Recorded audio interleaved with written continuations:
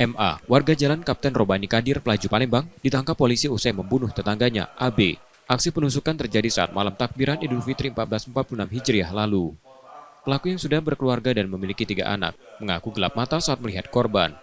Ia menusuk korban dengan senjata tajam yang telah dipersiapkan sebelumnya, tepat ketika korban akan membeli kuota internet di sebuah gerai ponsel. Korban tewas dengan 7 luka tusuk di tubuhnya. Pada polisi, MA mengaku melakukan pembunuhan karena sakit hati. Korban sebelumnya pernah melaporkannya ke polisi dalam kasus lain. Memang udah ngesek kan memang. Oh, ngesek. Ngapo kak? Itulah ngesek. Sakit hati gitu kak.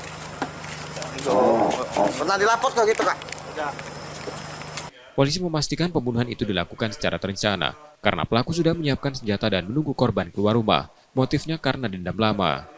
Tetanggaan yang pada akhirnya menimbulkan suatu hubungan yang tidak baik karena dia mungkin ada subjektif penilaian.